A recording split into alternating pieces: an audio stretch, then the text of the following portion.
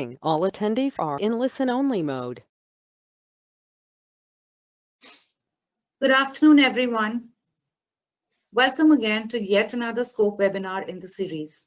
The previous 1 year has been a year of challenges with the pandemic knocking on the borders of almost every country. While the pandemic has been seen as a deterrent to growth, it has also been viewed as an opportunity to learn and unfold something new or set an early start to a futuristic plan. Something on similar lines has happened in the domain of HR. The function of human resource has had to not only change, but also adapt its role. Understanding the changing role of HR in the new paradigms, Scope has organized its 18th webinar on strengthening HR strategies in emerging business environment. Today also, we bring an expert panel blending industry experience with guidance from consultants on possible solutions to looming challenge of redefining HR. Please join me in welcoming Shrimati Soma Mandal, Chairperson SAIL. We are privileged to have you amongst us, ma'am, and so very much thank you for your time. We also welcome Shri Ranjan Kumar Mohapatra ji, Director HR of one of the biggest oil public sector, Indian Oil Corporation. Thank you, sir, for being with us and enlightening us on innovative HR practices. Your guidance would definitely lay forward to complex HR solutions. We also welcome Anandaroop Ghosh and Mohnish Sinha, Partners Human Capital, Deloitte, India. It is an association of knowledge partners like Deloitte, which adds richness to our webinars. We are also happy to welcome DG Scope, Atul Sopti ji, who has been the motivator behind this series. Welcome, sir. We are happy to share today that today also we have participants joining us from the live platform along with live streaming on YouTube, Facebook, Instagram, and Twitter. Before we move further, I'll take a few minutes to run through the interaction modalities. The participants joining live on the platform can put in the questions on the question tab on the GoToWebinar app. People joining us through social media platforms can put the question there, and we will ensure that the same are raised to the panelists at the end of the technical session. Before we move further, may I request DG Scope for his opening remarks. Sir is a visionary leader having a versatile professional experience of nearly 4 decades. Before leading Scope as Director General, Sir was CMD BHEL, a Maharatna public sector enterprise. Over to you, sir. Thank you. Thank you, Smriti. Good afternoon, everyone. It's my pleasure to welcome all of you today as Scope organizes, as Smriti mentioned, its 18th webinar in the series of Scope virtual conferences and symposiums, which we began sometimes in April 2020. When we started this webinar series during the lockdown period, at that time it was conceived with an intent to continue the learning and development process during the lockdown period. But at present, it has become one of the most sought after capacity building tool of Scope. And I'm very happy today also we have got overwhelming response. For this, it's important to recognize the associations of our knowledge partners and the panelists, speakers, who in fact bring on board a multitude of experience and knowledge. And thanks to the senior management of the public sector who not only actively participate in all these webinars, they nominate their officials, executives, and this adds to the value to the context and aura of the webinar. So today we have amongst us, as Smriti mentioned, a sea of experience and blend of industry experience as well as the consultants. We are privileged to have amongst us Srimati Soma Mandal ji, chairperson of SAIL India Limited. All of you, I'm sure, are aware she has assumed the charge of leading SAIL beginning this month, that is from the 1st January onward. And I was just a few minutes back was mentioning to her that we are happy to be amongst the first organization to receive her in the new role. Thank you so much. Incidentally, ladies and gentlemen, She is the first woman chairperson of a Maharatna company, is starting, which I am sure will pave way for inspiring many others. In fact, at Scope, under her leadership, we look forward to a greater and more meaningful association with Scope, while she would be guiding the biggest steel makers of the country to greater heights. We are also very fortunate to have Shri Ranjan Mohapatra ji, Director HR, IOCL, who is a well-known name in the industry. It is due to Mr. Ranjan's vision that IOCL has continued to work seamlessly, even in the pandemic, with a dedicated and motivated human resources. I take this opportunity to commend IOCL for its unique efforts during the pandemic for the migrant, labor, and employees. If we talk of human angle of the PSCs during the pandemic and the positivity which has been infused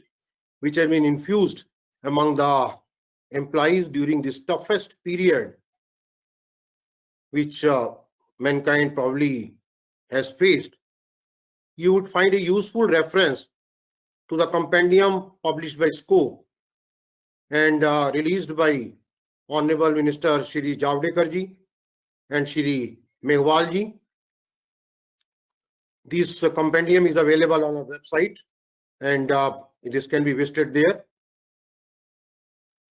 As I mentioned earlier also, that one of the key strengths of Scope webinar is the faculty. Today also we have Deloitte, our knowledge partners, who would not only share the concerns, but also provide a way forward for the new role of HR in the new normal. I welcome my friend Andy here and Mohinish Sinha ji, and look forward for a comprehensive and very concise presentation on the future of HR. Both bring with them the years of experience in HR field and leading the global practices of important consultancy firms, and they have provided proactive solutions to to many organizations across the country. Coming specifically to the topic of today, human resources, if I say, is the foundation stone for any organization, will not be understatement. Biggest industry leaders who have been successful, they have not only focused on HR, but they have given greater importance to it as the core functions. And importance of HR function that has got further magnified with the changing business environment, the competitive business environment, coupled with the present pandemic. And in the ongoing business dynamics, I feel that HR functions has evolved over the years as a business enablers in many ways. HR, I like to say that today, they are the frontline workers for the employees, where HR leaders, they have been leading this crisis situation and ensuring that employees are motivated, engaged, while parallelly they are doing the conventional work whatsoever assigned to them. So they, over the years, I have been associated with the public sector fraternity, and during my last 4 decades of experience, I have seen how the HR role has evolved over the years. It has changed a lot. Traditionally, in fact, we see that they initially, when the public sector enterprise were set up, they played a subtle but very strong role in building the foundation of the organization through recruitment, to training them, and building the human capital, and ensuring that their welfare in terms of benefits and perks, etc. But I feel that initially their role was limited. And now with the changed business environment, the face of HR has undergone a dynamism and complete shift in terms of the content, what they are required to do, what they are doing, processes of how they are to do, and how to connect with the employees, how to ensure their motivation, how to ensure their engagement. And in the present context, the dominance and the place in the hierarchy of the organization, they have moved up, I will say. And they have shifted from the support function to the line function. If I put it simply, the velocity with which HR systems have evolved have accelerated to a large extent, but still lot more to be done. We will hear the experts here and we'll understand that what more to be done. And the new role which HR are doing and are required to do is more of a systemic thinking, which would enable adaptability and agility to the modified work culture, strategy and absorptions of the new talent, retaining the existing one, and effective utilization, and creating a sense of belongingness, then having a balance between the Gen X and Gen Y, who have got a different aspirations, different level of commitments. So it requires a completely new outlook for HR to build the capacities. New tools have to be adopted and they have to realign the new work culture to ensure the effective employees engagement, as I mentioned, and the self-reliance. So keeping all this perspective in mind, we at Scope thought it pertinent that we must have this kind of webinar where the professionals from all the fields, especially the HR field of the corporate sector, they brainstorm and understand the changing role in this growing business dynamism. I'm sure with the combination of the industry experts and our knowledge partners, participants will gain greater insights into what we do present and what we ought to do, and so that we achieve the maximum organizational success with greater employees satisfaction, employees delight. And I request all of you to have active participation, and whatsoever doubts come to your mind, we have the interactive session also. Please put forward your queries, your suggestions also, which we at Scope, we will take all those suggestions forward also. And once again, I welcome all the guests, speakers, and the participants to this very strategic webinar, and hope each one will be able to learn something today. And best wishes for webinar. And thank you very much. Thank you, sir. Now I would like to invite Shrimati Soma Mondal, Chairperson SAIL, for her keynote address. With over 3 decades of experience in the metal industry alone, ma'am has spearheaded the implementation of the marketing strategies for SAIL, which has magnified the revenue of the company, and the momentum still continues despite the challenges posed by the COVID-19. As mentioned by DG Scope, she not only has the distinction of being the first woman director of SAIL, but also the first woman chairperson of the company. Over to you, ma'am, for encouraging and guiding us. Over to you, ma'am. Thank you, Samriddhi. Good afternoon, Sopti ji, Mr. Mahapatra, the partners of our knowledge partners, Mr. Ghosh and Mr. Sinha. It's a real pleasure to be present amongst all of you today. At the outset, I would like to thank Director General Scope, Shri Atul Shokti ji, for inviting me to share my views on this very important symposium on strengthening HR strategies in the emerging business environment.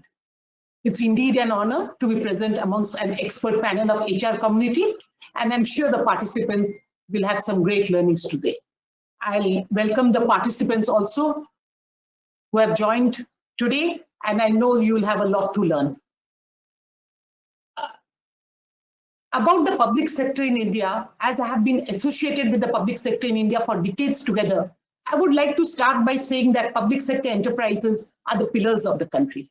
Since inception, PSCs have been playing a pivotal role in realizing the objective of self-reliance and equitable development of the country. They have implemented the growth of the country while ensuring socio-economic balance at all levels. Given the evolution and journey, the performance that they reflect today is commendable. Not only in the terms of financial parameters, PSCs have excelled on social parameters as well. Even during pandemic, PSCs have shown high resilience and commitment beyond words. PSCs have pioneered in taking the measures of government forward and are also committed to contain the spread of COVID-19 virus while addressing health crisis triggered by this catastrophe. In this fight against pandemic, PSCs are contributing in all fronts, be it medical, social, and contributing significant sum also in Prime Minister's Care Fund. The contribution and untiring efforts of PSCs has been reflected commendably in the compendium published by Scope, which Atul Shokti ji just mentioned. I would like to take this opportunity to congratulate Scope in making the effort to compile the information and presenting it in a visible form, which has not only brought positivity to the brand of PSCs, but has also made all those associated with the fraternity proud about themselves and about the organization. Scope, the apex body, has certainly reinvented itself in the recent times impressively, and I'm pleased to see that Scope has launched many meaningful programs and studies in the last 1 year. In fact, I keep on getting messages about the various programs that Scope has held since the pandemic times. The recent studies on climate change, leadership, and women empowerment have also been meticulously planned and executed. I would like to congratulate Scope team for the impeccable execution of webinars, which are not only on pertinent subject, but also organized with a lot of thought. This webinar also is not only timely, but also very strategic. HR is the backbone of any organization, and the disruption due to pandemic or any reason has brought the HR activities at center stage in functioning of every organization, be it private sector or public sector. Although a lot of initiatives have been taken by HR managers across organizations for employees' well-being and bringing back the business on track, a lot more needs to be done to redevelop the function to face the new normal in wake of the pandemic. The pandemic has taught us a lot of important lessons. You know, in the background of adversity, it has taught us that it's very important to maintain the perspective, not to get overwhelmed, to realize that I am not the only one, keep having a positive attitude, have optimism, embrace the change, keep being resilient, and more important, accept it as an opportunity, because you get a lot of learning from this challenge, and be prepared for the next preparation as an organization and preparation as an individual. To have this thought process, this understanding into all the employees, HR has to play an important role. In this background, some of the points where the HR needs to focus that I would like to highlight this by my experience which I've had is, first and foremost, safety is of utmost importance. Organizations need to accord highest priority for ensuring health and safety of employees, both at workplace and at home. Good health is good business. There's no compromise to this. They should prepare multiple risk scenarios and response therein for handling various situations that may arise. With vaccination program already underway, organization must start thinking of securing the same for the employees when they are available. The overall wellness should be given importance and should be both by physical as well as, when I'm talking about overall wellness, I'm talking about both physical and emotional well-being of the employees. Having empathetic attitude, counseling sessions, personalized support, these are the need of the hour. Here HR has to, because earlier this was not as much, it was required, but not as much as it is required today. Embracing technology and digitization has been brought to focus due to pandemic with a real lightning speed. This makes it imperative for PSCs not only to adapt, but even think about leading the HR processes while using technology. In order to take advantage of technology in workspace, HR managers should map digital quotient of each and every employee, especially senior workforce, and work out strategies to upgrade the same. In fact, many private sectors are already doing this. Owing to technology, new working models like work from home, work from anywhere, flexible work time, etc., has become the new normal across private organizations, and PSCs are inclined to follow it also. However, HR policies of PSCs need to be realigned to ensure that the productivity and output doesn't get compromised.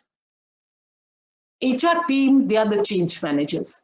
It is imperative that an HR team possess in-depth and expansive knowledge of the function, remain agile and aligned with the organization's goal, and are willing to go an extra mile at this time for the employees. They need to work out innovative yet practical and sustainable ways to ensure that they manage, lead, organize, motivate, and engage the workforce. Communication becomes very important here. All communication channels should be open. What management is thinking, what management is doing, should be translated to the lowest employee, the junior most employee in the organization, with full clarity. Another element to be considered by HR is the culture of the organization. We are all aware that a strong and well-defined organizational culture is critical to the long-term success. Culture is vulnerable in the time of crisis. And we all have to remember that culture and integrity is integral to the growth of any organization. Then comes building resilience. PSUs should explore alternative operating models in light of the new ways of working to accelerate the organization goals. For this, if needed, new policies may be devised and old policies revisited. They should also be putting a greater emphasis on developing strong governance models and which ensure that the organizational activities are properly monitored, especially during crisis scenarios. Ecosystem of self-reliance. PSUs should ensure that the production and supply chain network propel Government of India vision of Atmanirbhar Bharat and vocal for local. HR strategies need to be formulated that enable the ecosystem of self-reliance. Then most important comes the leadership development. The current scenario requires very specific leadership skill to sustain in the current challenging atmosphere. PSU should develop strong leadership framework with focus on decision-making and problem-solving approach. In the context of organizations, if there's one thing that pandemic has highlighted, it's the need for strengthening the HR strategy, which is critical in supporting business. HR professionals are at crossroads and at the forefront of ensuring business continuity while maintaining for smooth functioning of operations. With its task across functions truly cut out, 2021 could well be the year of HR leaders. I'm certain that my esteemed co-panelist will touch upon much more issues in the webinar, and this would be a real learning session. Thank you once again for making me a part of this webinar. Thank you so much. Thank you, ma'am. Indeed, ma'am, it's been very encouraging to have you with us. And congratulations once again for resuming a very, very important post to lead. An iron lady leading with an iron hand, if I may say, an iron company. Okay, so now as we continue, I have the pleasure of inviting one of the well-known names in the HR fraternity, Shri Ranjan Kumar Mohapatra ji, Director HR, for his special address. Having a rich experience of over 3 decades, Sir envisions to align human resources initiatives to strategic corporate vision and has pioneered several efforts to usher in a vibrant culture focused towards higher growth and productivity. As DG Sir also mentioned, his efforts and vision have made IOCL seamless even in the pandemic, making it, I believe, prepared for even worse uncertainties. Over to you, sir, for encouraging us further. Over to you, sir, for your address. Thank you, Samriddhi. Thank you very much. I don't think after Soma Madam has raised the bar and has asked what HR has to do, I have many things to say. But still, I must really compliment her for laying out so effectively everything. I don't know. She has covered everything that is desired from HR leaders: health and safety, to remain agile and aligned, communication, building resilience, leadership development. Thank you very much, ma'am, for really setting the tone for these discussions. Shoma Madam ji, Sopti ji, of course, my two friends, Anandrup, Andy, as we know him, and Monish ji, and Samriddhi, and all the participants in this webinar who are present. It's a real pleasure. Again, I think I must reiterate what she told about Sopti ji. Sopti ji is a powerhouse in the sense, coming from BHL background, of course, he is a powerhouse. So he pushes and he really gets it done. That's why he has got both of us into this webinar. No, I must really compliment you, Satyajit. It's really a good move that is being taken under your leadership. Let me now come back to, I think we are meeting at a time, this is very uncertain time. Everybody is realizing it. We are having unprecedented disruptions in the form of this COVID-19 pandemic. I think I was going through this June 2020 global economic prospects, which were talking that it may have an impact on the immediate or near term, although it will have a long-term damage as well. Let us see how does it pan out in future. But when we talk of COVID-19, I mean, what exactly it is? Is it just a scenario? How long is it going to stay, and how is it going to go away? What imprints it would be leaving? And of course, we all, I think all are accepting this, that it is going to redefine the way we had been going on with our lives. Of course, many more. It has raised many questions and very few answers. And when we suddenly feel that experts do feel that we have got the answer, there is a next day there is some question which surfaces for which there is no new answer. So definitely, this is an apt time. What Shoma ma'am was telling also, that this is an apt time that we have to revisit the way we have been. We have to analyze the situation dynamically, and we have to keep drawing these experiences. And one thing, again, Dave Ulrich told it long before I think Churchill had told it, we should not let this crisis go waste. We have to learn from it, and we have to apply it in future as well. When I see my friends, sometimes everybody is talking, the vaccination has come, oh, things will be normal. Once again, please don't forget the learning that we got during this period, including this virtual webinars that we have been all going through. What way we have been connecting with so many people at one point of time. I think we should not be forgetting it in future as well. I would try to share some of my experiences. I think she talked about the expectations, and what are those things that we did during this COVID-19 period, during this period. How did we approach it? Very quickly, I'd like to touch upon that.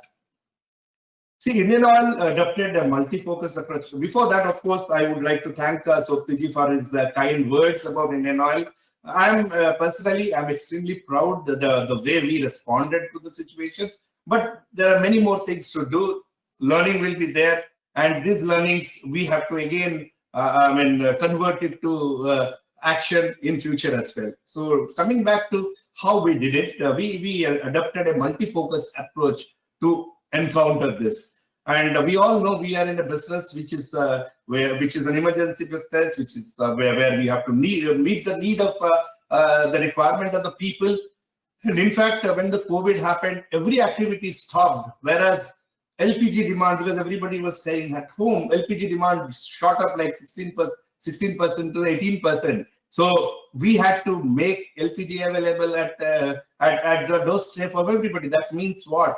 That meant that the delivery boy had to go to the people's place more number of times than it was during pre-COVID period. At one end, we are talking about social distancing, but at the other end, we were to do that. So how did we manage that? I have a few small points, the approaches that we did it. Number one was authentic communication and outreach. See, this was totally important for all of us. But when this happened, COVID-19 happened, we saw our WhatsApp University was flooded with informations which was, I don't know how far it was true, false, it was confusing. So we felt at that point of time that people need authentic communications, and we have to reach out to people. And I'm extremely glad that my company thought about it, and immediately we formed an empowered committee. Probably, I do not know, this was headed by myself, one of the most senior people heading an empowered committee on COVID. It was in public sector, it is not there. I don't know about private sectors, whether it was happening or not. It was set up on 13th March, and we had our HSE head, health and safety head as the overall as the process owner, and the corporate HR head as the convener. Mind you, this committee met. This committee was set up on 13th March, and this committee has met without break, virtually, for more than 200 days continuously. Saturday, Sunday, holiday, or any days, this has met. And you can imagine the mega hours of brainstorming, and all senior people were there. Purpose was that we must communicate to our people the correct information, authentic communication. There were the informations which had come from Ministry of Health and Family Welfare, Ministry of Home and DP and other places. We consolidated it for our stakeholders, how it can reach them. And we had issued a number of advisories, and people at every level were touched to ensure that it is well understood. In fact, like many others, I also strongly believe communication is never complete till it reaches the person it is meant for. Otherwise, just sending advisories doesn't mean anything at all. And when we went for the outreach, it was not only to our regular employees, 33,000 regular employees. We reached out to our front post, the associate workers, the persons who delivered LPG, the people, the customer attendant that you see on our retail outlet. We tried to reach everybody. Huge number, 3 lakhs. But I must confess that it was also, this part also was led by our Honorable Minister, who himself spoke to the LPG delivery boys over VC. This was something I think probably in a physical situation it could not have been possible. He spoke to a number of delivery boys over VC. So, and not only that, we also try to reach our retired employees, superannuated employees, a huge number. We almost have more than 35,000 superannuated employees. We not only reached them once, twice, thrice, 4 times. Every time we try to reach them, ask about their comfort, ask about the situation, communicated to them about this advisories, and this helped. To our other stakeholders, which I was talking of, we provided health insurance, we provided ex-gratia, we provided these people with PPs and so on. And I think Soptiji was talking about going beyond for the migrant workers, providing them food, providing them help en route. We have retail outlets everywhere, and I think most of the retail outlets came to the front to help them. So this is one activity I felt very strongly that it created that connect which is there, whether with the customers, with the stakeholders, with everywhere. One more important thing which we did, I think probably I feel it must be the, it has remained as a pride for all of us. We set up a 24/7 emergency helpline number.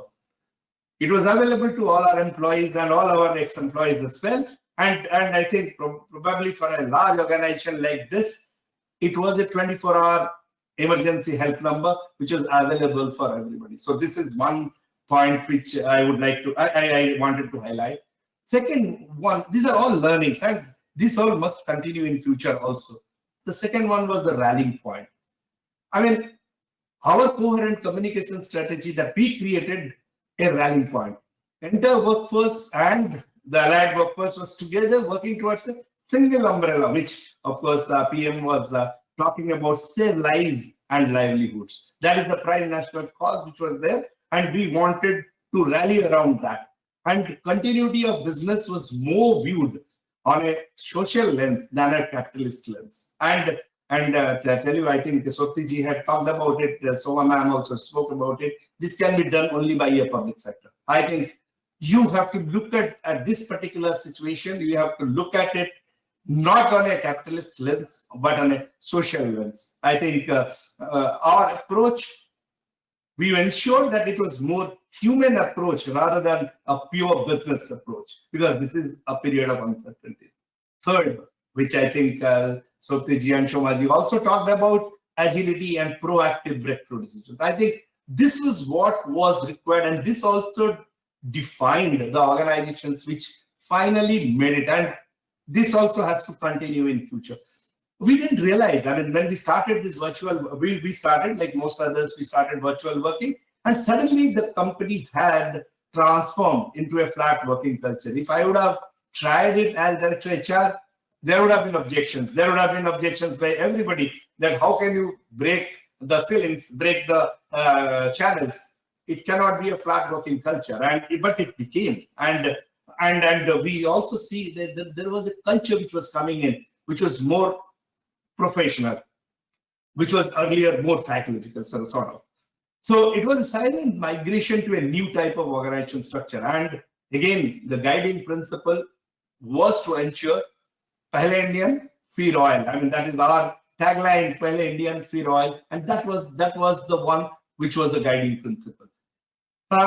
Of course, we took this disruptions also to work from home. Whether the policy, I mean, in fact, the lockdown happened on 23rd, 24th of March, but we had a work from home policy already issued before that, and we started it also.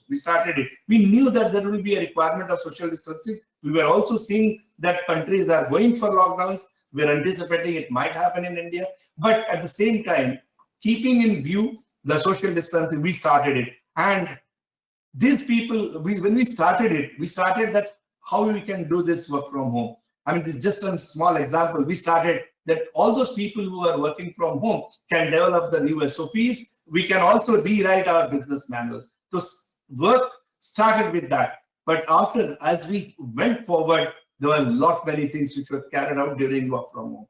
The fourth point, which I also wanted, this also gave us an opportunity to have a collaborative team. We learned from the pandemic that the barriers that we have different divisions, refinery, marketing, pipelines, different functions, operations, sales, many other functions. So we have to break these barriers. And it was not an instant collaboration with, let's say, between HR or finance or documentation, etc.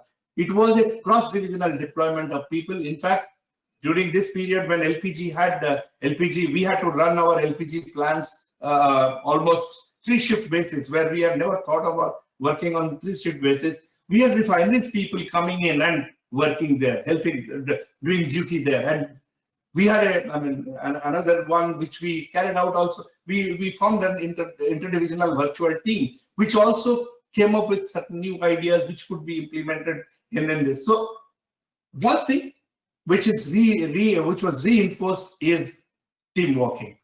Then, of course, a few things which, of course, I think Sumaji was expecting from HR group, which need to be done. Can we revamp our operational practices? Can we use technology much more than whatever way it has been used? We saw that it is possible. And last year for Indian Oil was year of digitalization, and we had taken up certain activities that was helping us.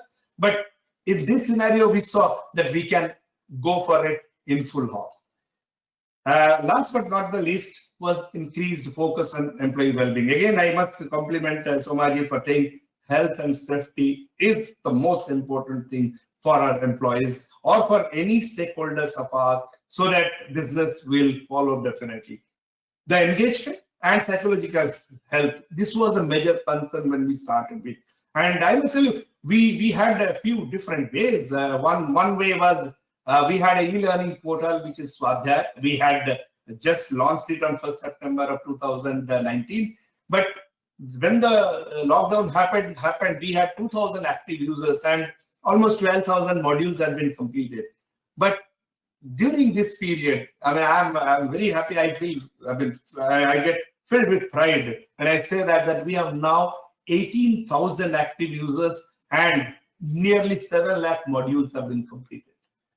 Of course, we had other webinars, online trainings, all those things like many other companies were done, but Swadhyay really become a game changer for keeping people engaged during this period. And again, once again, we did not just confine to physical well-being, but also the psychological health of our employees. And a teleconsulting app was developed for employees, ex-employees, their family members. This was, you will be surprised to note that this app was developed in 72 hours. And that's what, when we talk of agility, this is what agility meant at that point of time. We wanted it to be done. We, myself and our last chairman, we spoke on one day and we decided that it should be done. And my IS group came forward and we did it within 72 hours.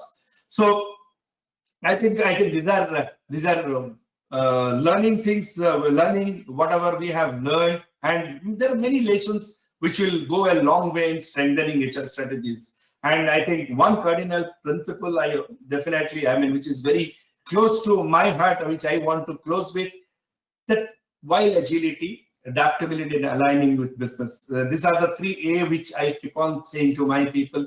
This needs to be always there with our people.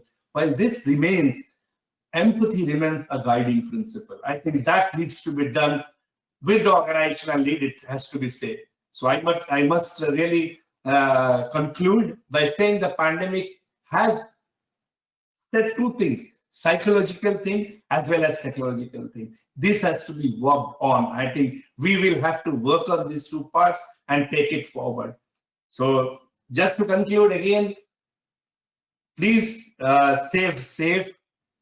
Don't forget your SMS, sanitization, mask, and social distancing. Please do not forget. It's not yet over. We have to be careful. We have to take care of ourselves so that we can take care of the society as well. Thank you very much. And thanks to each one of you for giving me this opportunity. Thank you. Thank you, sir. Indeed, sir, your learnings have been very inspiring for us. And sir, I would permit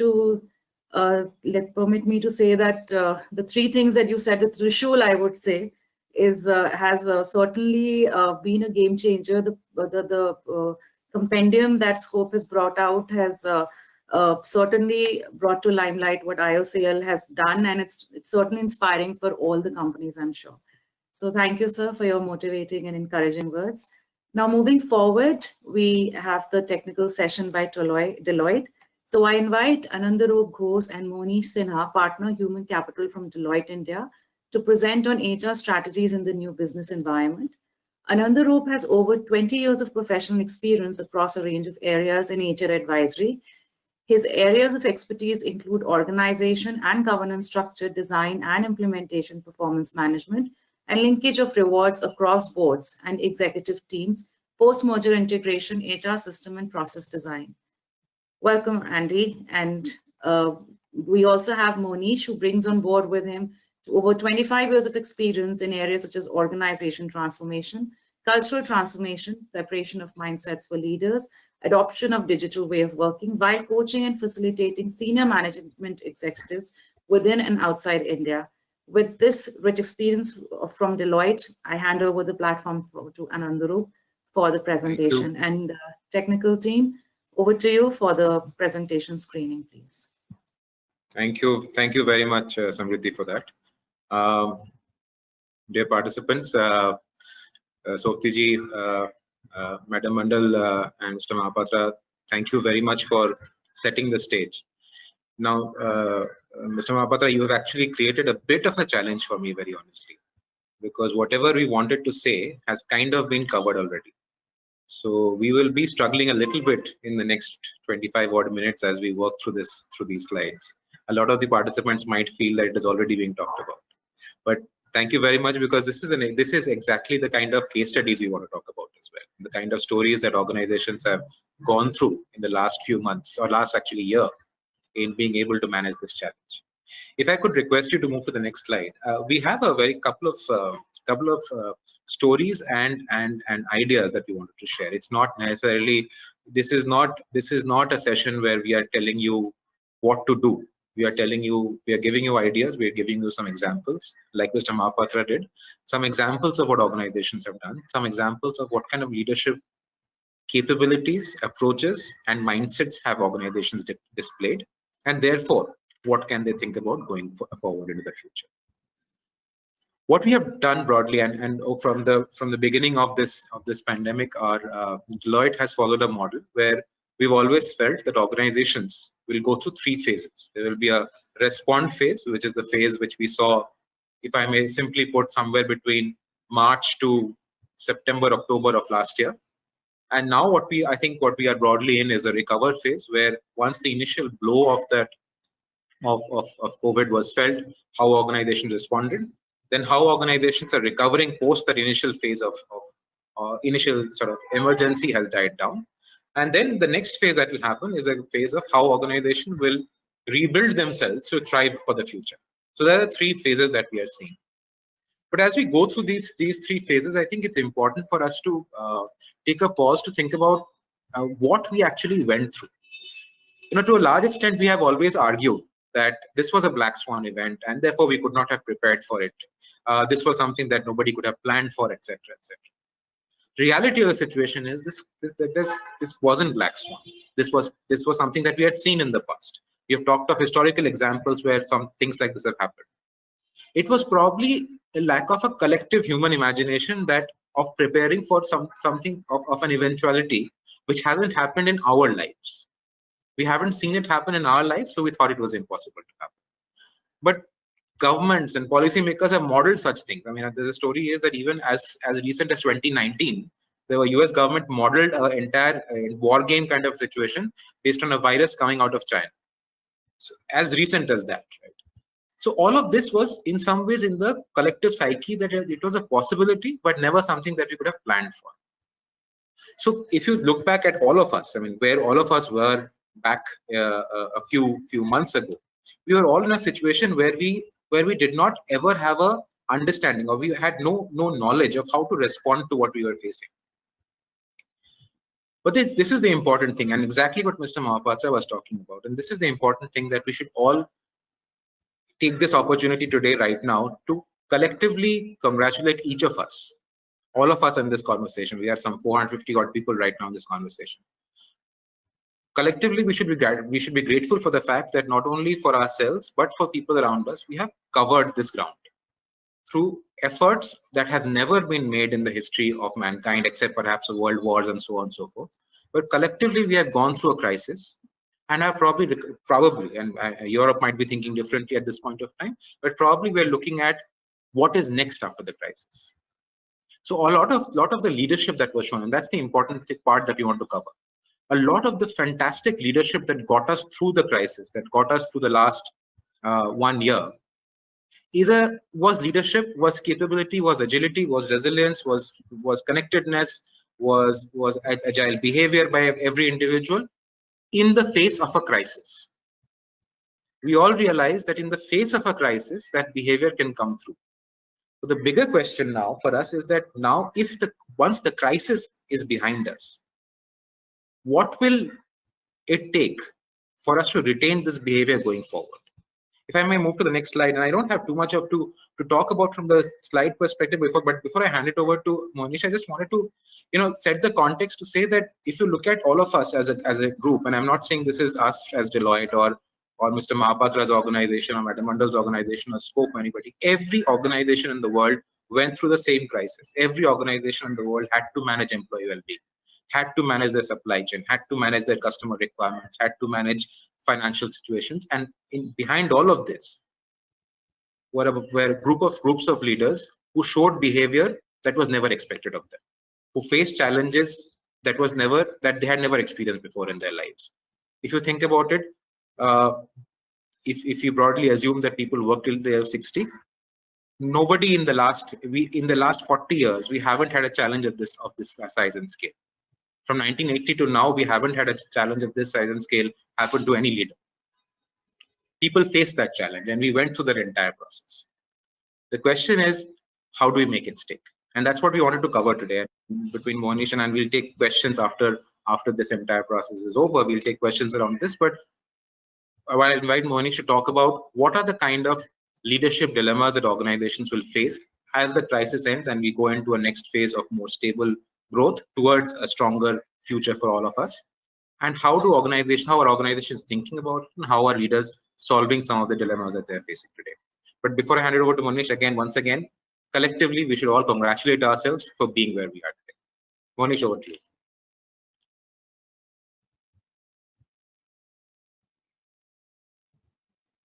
You have to go off mute, Monish. Monish, Got it. yeah. Thank you. Thanks, Andy. Really appreciate this. And thank you, Mr. Sokti and Scope, for inviting me for this. It's a privilege. And as Andy said, that what you will see in the presentation has strong resonance with the direction that Soma ma'am and Mr. Mohapatra laid out. And these two are stalwarts, from the, as leaders in India, in corporate world. but certainly in the public sector enterprise. So what you will see is ideas that would resonate with. So let's start with the first sort of a context. So next slide, please. Let's start with the basic logic, and I'm recruiting Peter Drucker to tell us the very obvious, right? That the greatest danger in times of turbulence is not the turbulence itself, is to act with yesterday's logic. And in a way, we're starting off with this as a backdrop, that how is it that we can work with a logic that is relevant for today, for these choppy times. Next slide, please.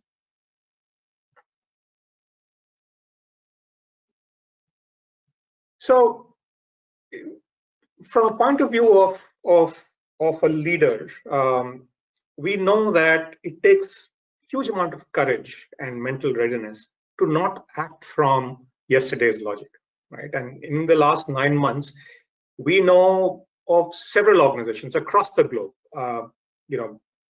public sector, government, private sector, you name it, non-profits, startups. They demonstrated a remarkable agility to change business models, literally overnight. Imagine implementing remote working arrangements. I know of a bank which set up literally overnight to serve their customers, and 25,000 employees went remote. Offshoring entire business processes, collaborating with other organizations. I know a retail organization who did not have, their business was virtually shut at that time. They lent their resources to other businesses who needed those. Imagine working out ideas like these. So all this was possible. So that has fed into what we're going to talk about today. In addition to that, I've been fortunate as a consultant as well as an executive coach, that I've had the privilege of coaching hundreds of CEOs, CXOs, and coaching executive teams in the last 15 years. And I've had the privilege and the ringside view of these leaders as they led through these challenging environments. So I'm going to be building a lot of those ideas. And finally, we did our own research as Deloitte. And what we identified was that there were unique culture and behaviors of leaders or employees that made them successful in these environments, right? And we discovered that certain people demonstrated these unique set of qualities, and they were able to mobilize that change that we talk about. Now, I'll be referring to, I'll be calling it resilient leadership, but think of these as acts of leadership rather than a designation of a leader, right? That's an important aspect that I want to distinguish. So these 4 elements that you see are what we call as a resilient leaders. Now, think of the traditional leadership frames, right? The traditional leadership act. Now, research has pointed out that they make about 21% contribution to business results and shape the culture for performance in organization. And that's what has been a traditional role of leaders in the past. However, the acts of resilience leadership in various studies, and our own as well, has shown that it creates exponential impact by way of results as well as culture. So 6x more likely to be innovative, 6x more likely to anticipate change and be agile, 8x more likely to have better results, and 2x more likely to meet or exceed financial targets, right? So the 4 elements being embrace uncertainty and change. So such leaders, they turn every crisis into an opportunity to emerge stronger, address difficult situations, business closures, layoff, etc. Human first. Mr. Mahapatra called out this very, very strongly, as well as ma'am, to demonstrate to employees, customers, communities, ecosystem, that they have the best interest in heart, as what Mr. Mahapatra called out, that the focus on social capital, right? Human first, it's centrally human first as a quality. The third quality being the build for agility. They anticipated, they responded with new business models, likely to emerge in a new world, as well as empowered teams to take courageous actions, in that environment. They collaborated spontaneously, despite, being functional organizations. So they did not let their constraints as a challenge. In fact, they made constraints as a way to enable success. So they played with the constraints rather than getting bogged down by it. And finally, lead from the front. They proactively filled the information vacuum to combat spread of misinformation or rumor. And the WhatsApp university that Mr. Mahapatra was listening to, talking about, and carefully listening to everyone with empathy. The words that he used was authentic communication. So really connecting, leading people in a manner that is authentic. Next slide, please. So as organizations learn to master the rowing in these choppy waters, right? They ought to be able to imbibe these qualities and harness the constraints of silos and the cautious mindset and thrive. And when I say harness, it is not feeling bogged down by those constraints, but by seeing what is the possibility of using that constraint. So it's a bit like if if you play football, there are these rules, these are the constraints. But if you did not have the constraints, you would not enjoy a game of football. So they kind of approach that world with that mindset. So how do they do it? How do these leaders make it happen? Slide change, please. Next slide. So resilient leaders tend to wire themselves very differently. They make a very deliberate effort to think differently, act differently, interact differently. And I'll walk you through some of these examples. And I'd like you to think about your own examples. These could be what you saw, or perhaps it's something you tried, right? So that's how it will be helpful. And towards the end, we can discuss and have questions. So let's start. Next slide, please. So let's talk about think differently, right? Now, I'll start with an example, and this is an example I have pulled out of a public sector organization, and this is about an executive in one of the locations in a public sector. So during COVID, and it's a COVID time story. So during COVID time, people were used to working from home. In fact, they were locked down in the initial months, and people were being asked to use these digital tools like MS Teams, WebEx, etc. And the executive was quite concerned that, are my people truly productive if they're sitting at home? So he had a brainwave. He had some new younger members joining, and he realized that these were tech enthusiasts. They were familiar with coding languages. So he said, he thought of why not leverage their strength, of this team to help business. Can we do that? And he called upon to brainstorm with these youngsters and thought about building some mobile application to solve some local level challenges that they were facing as a business that would potentially help their productivity. And so he provided them support, helping hand to as they think about those ideas. And so this team came back with 2 or 3 applications. The leaders sat down with them, helped them choose those, engage with the other leaders in that geography. And finally, as these applications took shape, they were implemented, and they saw some great, improvements in productivity and as well as in revenue. So some very interesting example without feeling bogged down how this executive did this. So what he demonstrated was this ability to think conceptually, and think broadly. So he developed demonstrated an ability to grasp the complexity of the situation and really understand and prioritize critical pieces of information from sea of information. There are lots of things that you could get lost in, and yet he was able to focus on maybe this is that great opportunity where we have, right? So very, very powerful. He was able to think broadly. He's able to view the situation differently from a different perspective, rather than feeling bogged down saying, okay, people they have just joined the organization, they don't understand the organization, they are actually going virtual right away.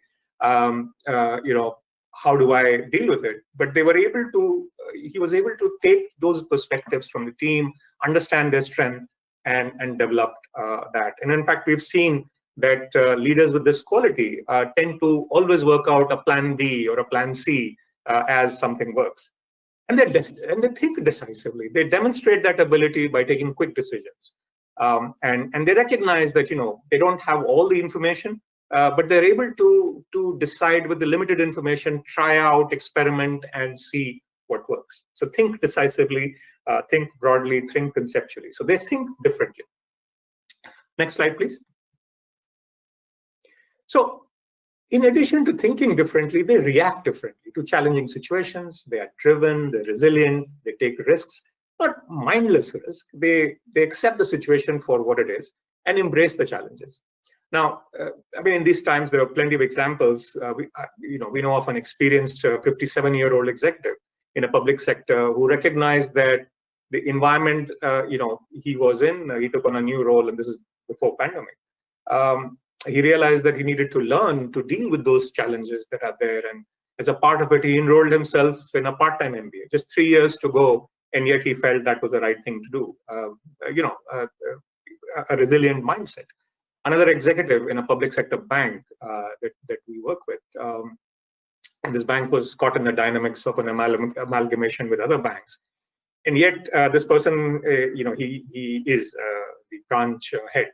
And he made sure that despite all these dynamics, that the branch was delivering top service, was very profitable. And as you can imagine, in amalgamation, everybody is kind of concerned about what's going to happen and where will it go. But he was resilient to drive that the customers get what they want. So really being driven, being resilient there. Next slide, please. Interact differently, and here they see each member of the organization as well as every citizen they serve as important, and they make a deliberate effort to listen and understand them. Right? Challenging environments challenge the well-being of employees and citizens. Now, leaders who are resilient, who work towards their wellness through their solutions. So, as Somam shared, good health is both physical and mental, is good business. And Mr. Mahapatra emphasized it as well. And Indian companies setting up successful ventures overseas have such examples in abundance. So many of them recognize that they're into a different environment during pandemic as well, how people reached out to make sure that people were well, really connecting with their needs and creating solutions. So really what they were showing was inclusivity, understanding new perspective and ways of thinking and working. And there's a genuine belief and trust in their teams, right?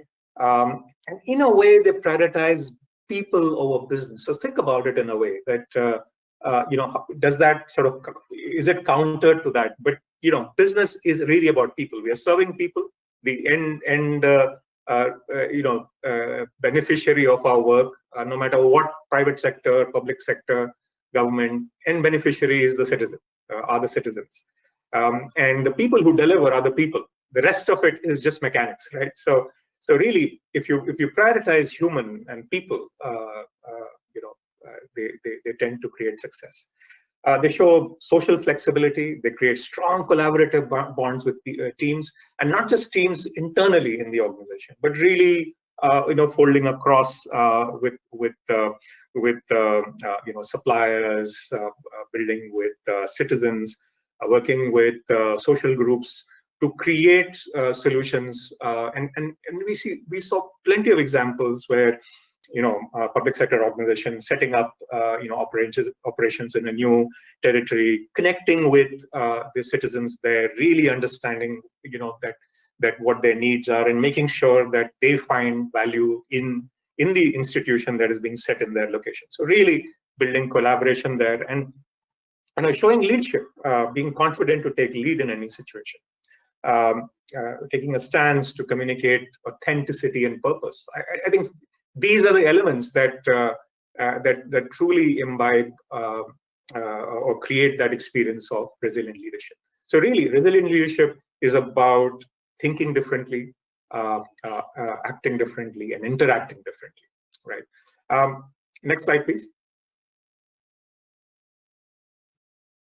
So, plenty of people ask me that, so what qualities do we need to embrace the digital ways of working, right? And in my experience, the same very qualities of resilient leadership enable the digital readiness as well. And of course, these qualities need to be aimed at a different place. And Soma ma'am stressed the need in her focus around digital quotient, enhancing that. So really, resilient leadership is a kernel to building that digital quotient. So again, these 4 elements that you see, it's around experimentation and reiterating. We know that in environments which are complex, we don't have a firm information and all the knowledge and the skills necessary to assure that the actions we will take will indeed be successful. So what leaders do is after listening and after mobilizing those teams, as I spoke about in my earlier narrative, to create experiments, right? And experiments which are shorter in duration. And so in one of the manufacturing setup that we work with, they realize that making huge investments in their process and their industrial design can be very, very expensive, and nobody has any chance of making those investments and really being able to sustain their own organization. So what they started doing was they creating experiments, and what experiment meant was they will pick a problem statement and they say, okay, here is a problem statement of using analytics at my workplace, and the leaders here in this case were shift supervisors, the managers on the shop floor. They would all sit together, brainstorm, and come up with an alternate process of doing so. And then they will make a prototype of that process using, flip charts and blocks and so on. And they would place them in different parts of the shop floor, of course, in a safe manner. And they would invite workers as well as other employees to come and give comments on that, on a flip chart, putting notes, writing out, putting sketch. And what they found was that through this process, they were able to refine their ideas. And then they would start small experiments to see whether they can mimic these new opportunities or new ideas, using this. And they would run this experiment over 2 or 3 cycles of 3 weeks each. Eventually, they would be convinced that this is a better idea. Then they would, put a proposal up to the management. The management would give them a little bit more money, and they would implement a small prototype for the manufacturing process. And continually improving over a period of time. So experimentation, iteration, not one time and done, right? And they find a way to scale up these innovations by building these. Empowered decision making. What you would find is that really the digital opportunities come when we connect with our customers, with our citizens, with our employees, and really the magic happens there. Not sitting in back of the organization, but really in the front end. And therefore, those people who are interacting with each other are most equipped, the best equipped rather, to declare their needs and what is it they want. So if you want to kind of create, and digital organizations tend to create success by empowering those people to suggest solutions, and then giving them all the resources along with the senior support to be able to convert those resources to experimentation, as I mentioned. So really creating empowerment there. Digital organizations and digital organizations lead from continuous learning. So there is a magic combination of individual experiences and capability blended into the corporate culture. And it shifts from this traditional HR-led training programs to a culture where people understand that, look, I need to build these capabilities if I'm going to be successful. So it is power in the hands of people, and HR become an enabler in doing so. And finally, aiming at collaborative and risk tolerance. Really, an environment where they reward collaboration, risk taking. There's a lot of recognition we see that people trying different things, and we have seen these examples in public sector banks, public sector organizations, where people have tried different things, and I gave you an example as well, and they were recognized for what they did. It goes beyond intra-organizational collaboration to the wider ecosystem and artificial intelligence systems and so on. Next slide, please.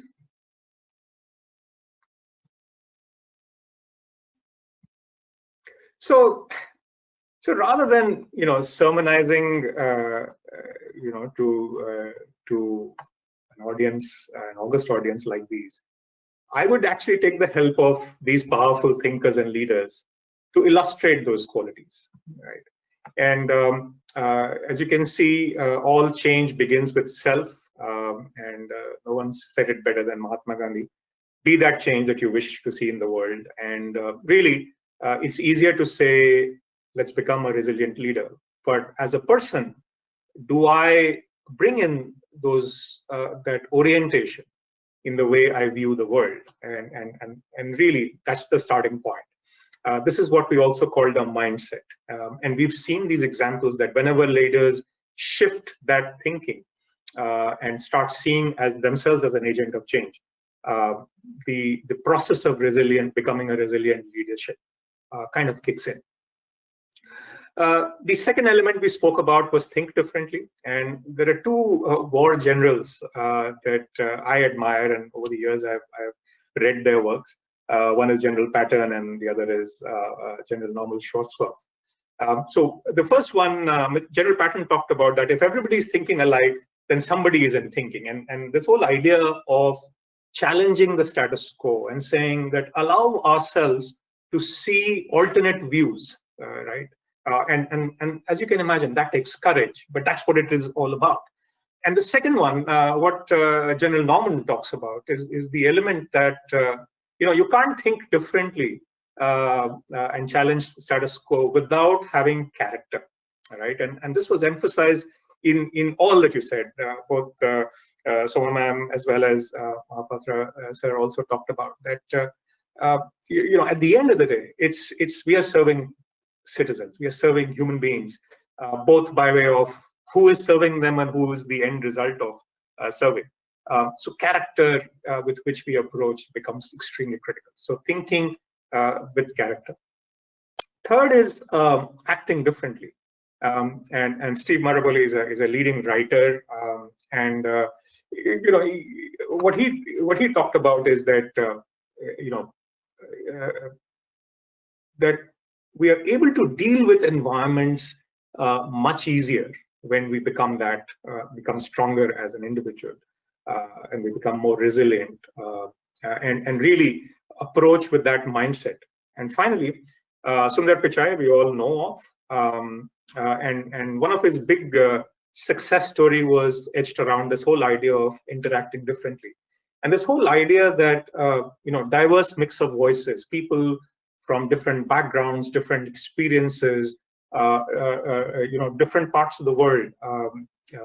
If we can bring them for better discussions, better decisions, and better outcomes for everyone, right? So that's been a case. So really, resilient leadership, if you can see, it's a deliberate effort to become one. So that brings me to the last part, in a way summarizing. So next slide, please. And the summary is really as simple as, again, leaning on Mahatma Gandhi, is live as if you were to die tomorrow and learn as if you were to live forever. So the only way we can imbibe these qualities if we start approaching our own professional and personal life from this guidance is that we approach everything from the point of view of seeing how is it that I can respond differently and serve my citizens, my own fellow colleagues differently. And the examples hopefully I shared with you kind of illustrate that. So last slide to present. So three elements that I would talk about. Next slide, please. Which is really, so to thrive in choppy waters, we need leadership behaviors, and enter the leadership resilient leader who thinks, acts, and reacts differently. So hopefully that has settled well. Now it is a challenging personal story, so we need deliberate effort. And finally, the culture that encourages resilient leadership, we need to foster it and help turn the organization to become masterful in leading in the turbulent times. So that's it from me. Andy, anything that I may have missed you want to add? And over to you, Mr. Sokti. Thank you very much. I think it'll be interesting for us to take questions, Mr. Sopti. Yeah, okay, excellent presentation. Thank you, Manish. Thank you, Andy. Thank you, Oh. thank you, Team Deloitte. Technical team, can we stop sharing the screen, please? Yeah, thank you. So thank you, Team Deloitte, for such a comprehensive and impressive presentation. Indeed, it was very insightful, especially given the context already set by our panelists. It was a great extension, and I'm sure a great learning. While we take the questions, the first question that we have is, especially this is for specifically for Deloitte to answer. You have dealt with both private and public sector. What are the key differences that you observe in the two with respect to HR functions? And if you can suggest any ways in which public sector can benefit from the same. So over to you, Andy and Monish. So, Andy, you would like me to respond to this? Yeah, go ahead. Yeah, sure. So it's a great question, and we get asked about this a lot. You know, the answer is actually very simple. All successful teams, they look the same, and all unsuccessful teams look exactly the same, right? So said differently, if you examine the stories of success in public sector as well as private sector, you would find they have exactly the same theme. The themes are the following. One, that these HR organizations listen to business and anticipate business changes proactively, right? They understand what is my business grappling with. And Mr. Mohapatra gave those examples when he talked about, they're dealing with COVID. So really, they're looking ahead, they're seeing, they're anticipating. Then as they do, they mobilize their own resources to provide those services to their own employees. So look after their well-being in this case of crisis, or whatever else that was required, and then serve that business leader so that they can in turn provide those services there. Now, to do that, the mechanics of providing that service could differ from time to time. It might require a digitally sophisticated solution in times like these. Perhaps a few years ago, it needed essentially policies that needed to be implemented with alacrity and so on. But really, in summary, it's about listening to people, listening to business, empowering their own team to create those solutions, enabling the business leaders to own those solutions, and then implementing it with alacrity, with a lot of courage and focus. So that's how I have seen it. And Andy and Mr. Mohapatra, you may want to add to this. Andy, your inputs? Yeah. No, I just want to say that absolutely. Sorry, no, I was just only one point that I think it's exactly what Monish said. It's all successful teams look alike, and non-successful teams look alike. It is not about what is the ownership structure.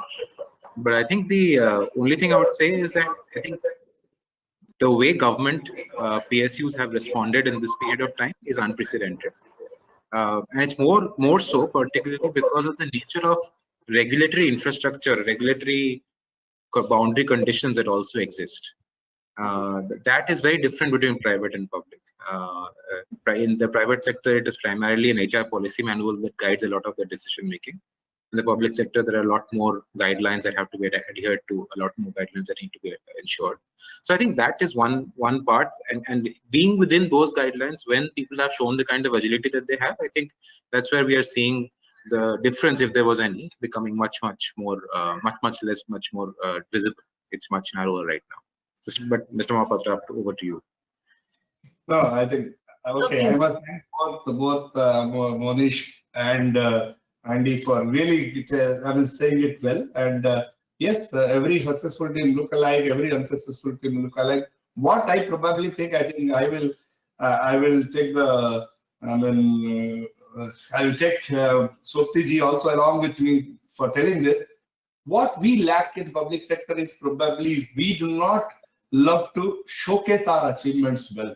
I mean, in this context, I must really give a lot of credits to Soptiji for bringing out that CSR compendium. This is a small beginning. Whole world now, through him, whole world knows what public sector does. We are very shy of shy of highlighting what we do.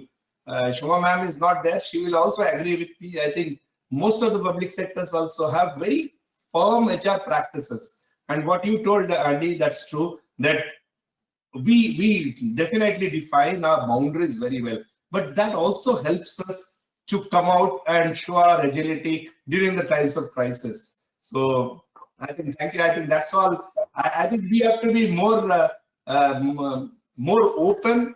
We have to shed our shyness and come out and say what all we do.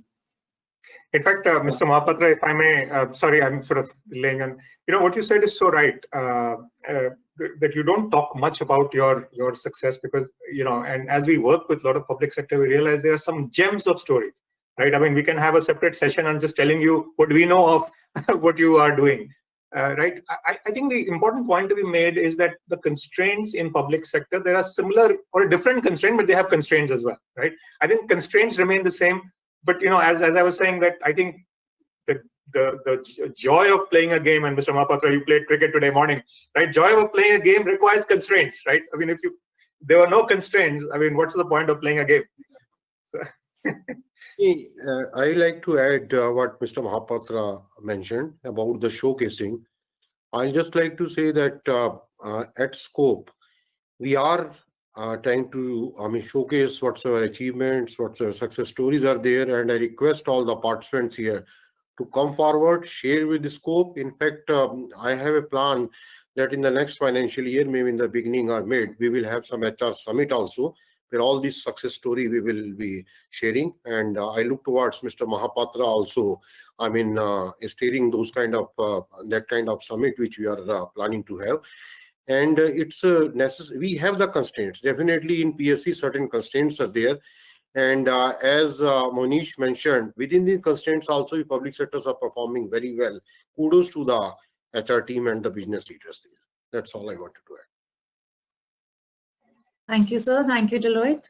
Indeed, within the constraints, when you perform the best, we have the output in the form of the compendium that we have. So if you want to know what PSCs have done during the COVID times, the compendium is just a trailer. There is still a lot to do. So now we have a next caller. We have a live caller. Can we patch him live, please? Mr. Saurabh? Yeah. Yeah, please go ahead and ask your question. Yeah. Actually, I'm Saurabh Sinha from Belai Steel Plant, SAIL. And I was listening to all the speakers, and as is my habit, I have jotted down quite a few points and also taken snapshots of your presentation, which I think was available for free. Thank you. One question which keeps on coming to mind every day to everybody, and you specifically, Mr. Mohanish, mentioned that the contribution of leadership to organization culture is a very large percentage. Yeah. Don't you think that we are putting too much of pressures on leadership, too much of emphasis on leadership for the success of the organizations? When I say leadership, I'm talking of top leadership, maybe. Yeah. Okay. And I was wondering what you were saying. This is helpful. You're absolutely. In fact, you gave the answer away, right? Expecting the top leaders, and we have top leaders here, so I would love to hear Mr. Mahapatra after this.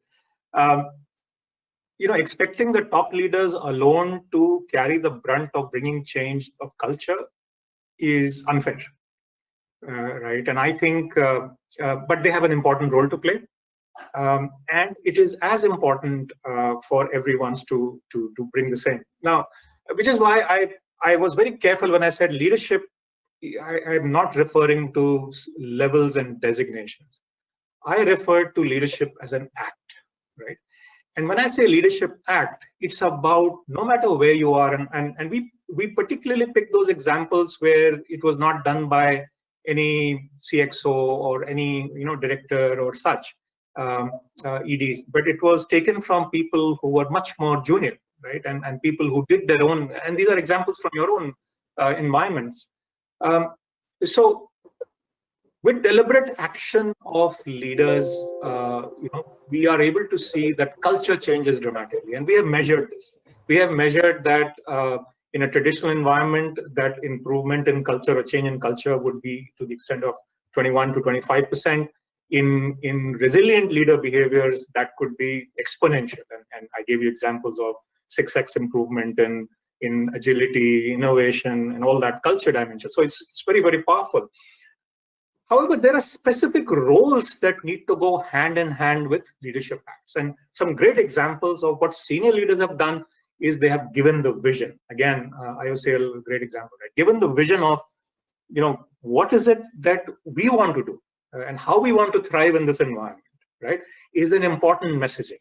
And that translation of messaging of that vision, the big picture, down the line is very critical for it to spark that leadership act from people down on the ground, right? So we need hand in hand of both. And I have seen, I've had the privilege, and that could be another session altogether, in a government setup, but actually I saw a change fueled by the spark of a small team working in one location that changed their entire location in the way they work in a government setup, right, in India. So, and I was part of that particular program and so on. It was amazing, right? So, leadership act on its own can do, but it can die very soon unless it is supported by leadership vision. So, Mr. Mahapatra, I would love to hear your thoughts on this view. All right. Okay. First of all, thank you very much for explaining it. And of course, I just missed the name of the color. I think from Vilai Steel Plant. Saurabh Sinha, sir. I'm sorry. Saurabh, yes.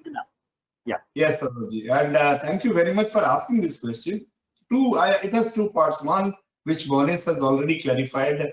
When he was talking about leaders, he was definitely not speaking about the leaders only at the top. He's speaking about leaders at every. And I keep on telling to my workforce also, we keep on seeing leaders at every place. I mean, at small places. In an AFS, we saw somebody coming in the night and refueling a defense aircraft at night. Suddenly it landed. All those are leadership traits which is there. So all this, he was speaking of in those lines. But the second part is very clear for me. Don't ever think that it's a pressure on the top leadership. See, I always keep on saying every leader is as good as its team, or every team is also as good as its leader. I mean, they have to complement each other. And at the same time, if top leadership also takes credit for everything that happens, and why should it not also get the blame for if something doesn't happen? I mean, that's very natural. Nobody blames it. It's not I mean, when you, I think what is that movie where it says that it comes with, with position comes lots of responsibility. I am just forgetting. Spider-Man, yes. So when you are in authority, it comes with lots of responsibility. You have to take, and it's a good leader who takes the responsibility himself. He doesn't pass it on to when there is a good work done, he passes it on to the team. And when there is something which doesn't go right, he takes the responsibility. So I feel that's not a pressure. Thank you. Thank you, sir. Thank you, sir. Moving a little away from the pandemic, we have a question regarding the bell curve. So the question is, what is the practical applicability of the bell curve in the modern business environment? In fact, isn't it a more discouraging tool than a motivational tool? So I would like Deloitte to take up this question first, please. So I'll take that, Samriti. And I know we are running short of time, so I'll quickly try and summarize it. I think bell curve, in the classical definition of bell curve, where everybody had to fit in a pattern, only 30% here, 10% here, 5% here, etc., etc. That is a demotivator. I think the curve which allows a management team to ensure that not more than a certain percentage of people, based on how the business is done in any particular year, should get the highest performance rating. That a dynamic way of looking at it, that is still a relevant way of doing things, because as human beings, as individuals, we are not great at differentiating performance. So whichever way you look at it, if as a manager, are you the most effective person in giving the person a difficult communication about a difficult rating and sticking to it? If the person hasn't done well, it's very difficult. It's difficult for you to do that. In our social construct, we always want to be nice to each other. That's broadly the frame. In that, So if we did not have some form of structure, some form of way of ensuring that a discipline was driven, it will be very difficult for organizations to manage it effectively. And that's why a harsh bell curve of what used to exist in organizations, clear percentages, might not be relevant. And you're right, it's a demotivator. But a broad guideline, which is variable depending on how business has done in any particular year, is still a relevant way of doing things. That's my short summary of it.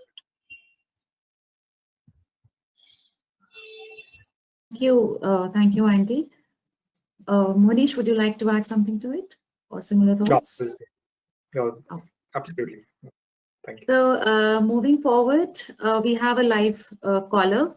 So Mr. Yashwant.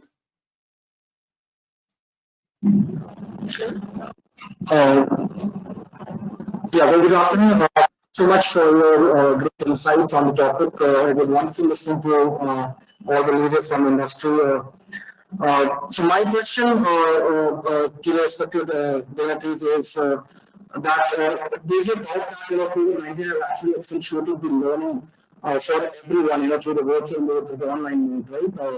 But we have a country, of 1.3 billion people, right? Now, as far as the internet access in India is concerned, we are hardly 30% into the penetration into the masses, right? Now, that actually leads you for a greater scope of digital divide, right? Because of the lack of infrastructure and also the issues of compatibility of digital devices. So how do we address all those challenges? Because quality education is sustainable development goal number 3, and goal number 8 talks about the decent work conditions and economic growth at large. So I just would like you to share your thoughts on that, and if any strategies which can be adopted by the country to take the larger market for the skill building and for the future purpose. Thank you. For the sake of convenience of all, I'll just repeat the crux of his question. Basically, he's asking that given the accentuated learning through virtual mode, how do we connect the larger masses who have remained cut off from the learning due to issues such as lack of internet penetration and infrastructure? He's requesting the panel to share their views on how HR can address the digital divide going forward. Going forward, how as corporates, as consultants, we can address the challenge of digital divide. So this is from Yashwant Chauhan from GAIL India. Over to the panelists, please.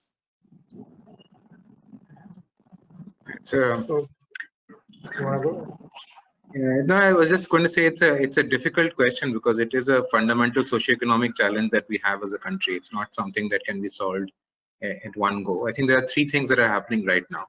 One is the spread of digital connectivity has, without doubt, improved across the country. I mean, I have personal experience of things improving in places where they were not available till even 2 years ago. But I've also experienced, and all of us have, of things not improving in certain places as well. So it's imbalanced improvement, but there has been improvement. Number 1.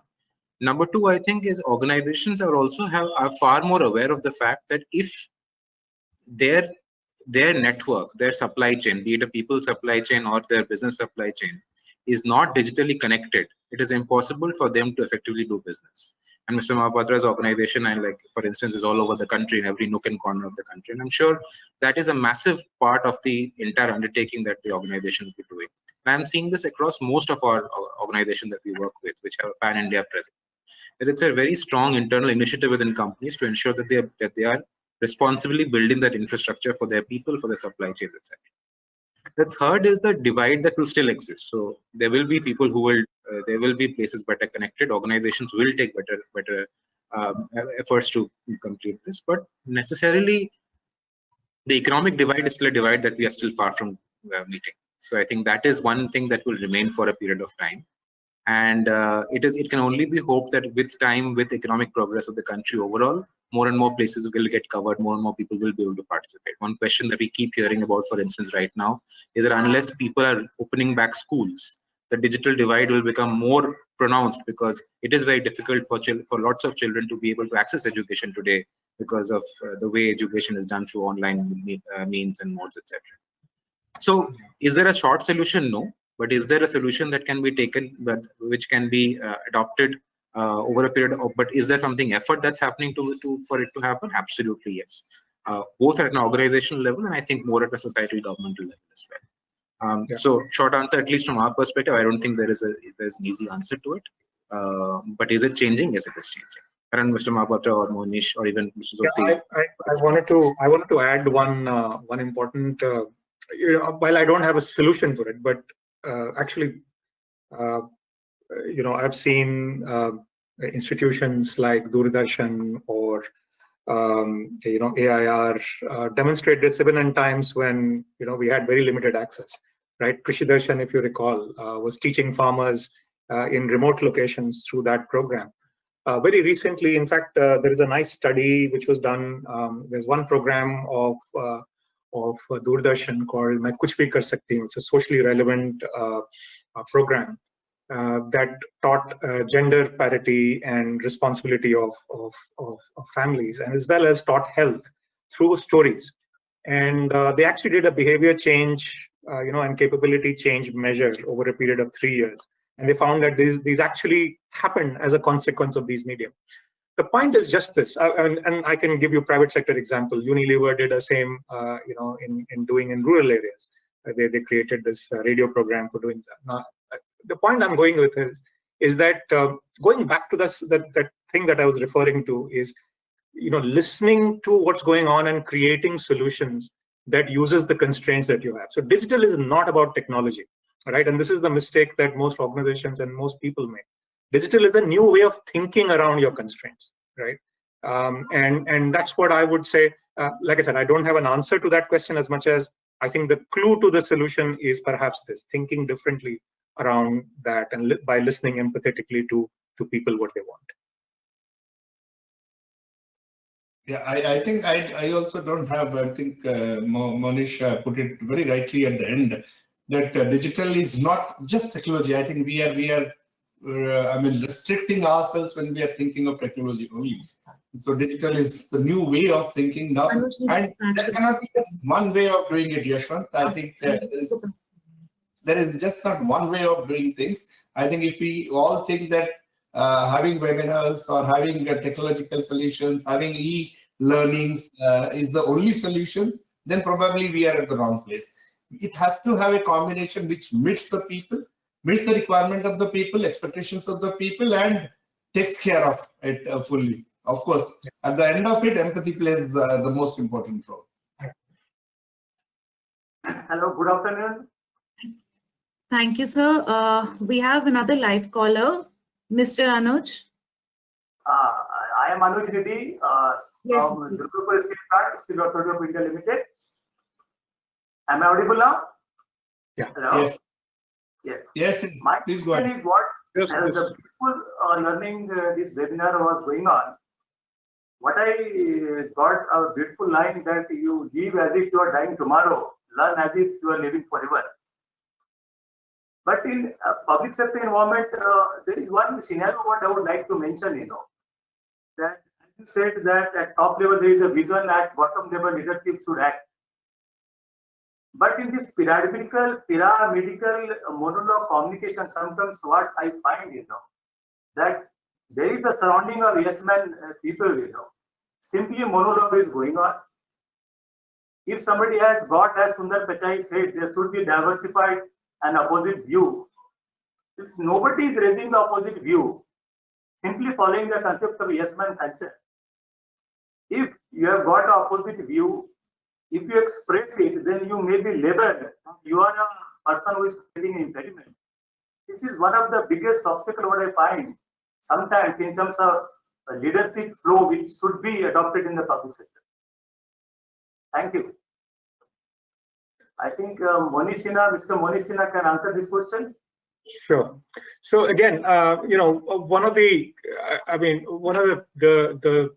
I think is a mistake you have made is that you have brushed every public sector with the same statement. And that's not true. Hand on heart, I've been in this career for 25 years as a consultant. I have seen extraordinary examples of teams, and I'm not referring necessarily to purposely to top leadership teams, because one could argue, although they are senior enough so they could do this. But I'm talking about teams down the line, acting with that level of doing the right thing for the environment they are in. And I'm sure you can experience that in your institution as well. I think the key to look at is, this is one of my one of the things I share with our friends in public sector, is that somehow you see your environment, the constraint of your environment, as something that is to be bogged down by. But maybe the opportunity is to relook at that constraint and see, okay, how do I play with that constraint, within that constraint, because that's the rule of the game, right? And create success. And history has it, and I'm not just talking today, over the years, history has it of successful institutions after institutions have been built by leaders who are visionary in your environments, who have created amazing success. So in summary, I would say that it goes back to all successful teams look alike, all failure look alike.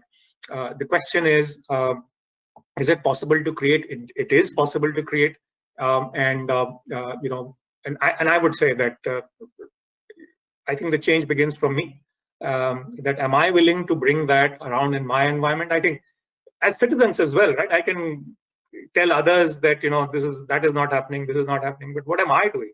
So sorry for being giving gyan on this, but I think the opportunity is to recognize that it's possible. Constraints are different. We'll have to learn to play in these constraints. Mr. Mahapatra, you have a view on this. No, I just wanted to add, Anuj, generalization is not correct. It is not generalized, what of course Monish also told about. And one more thing, whether it is in the public sector or private sector, everywhere, this spike culture, if we have that, it will never be successful. It will be like that only. So it doesn't happen only in public sectors if it happens. Thank you, sir.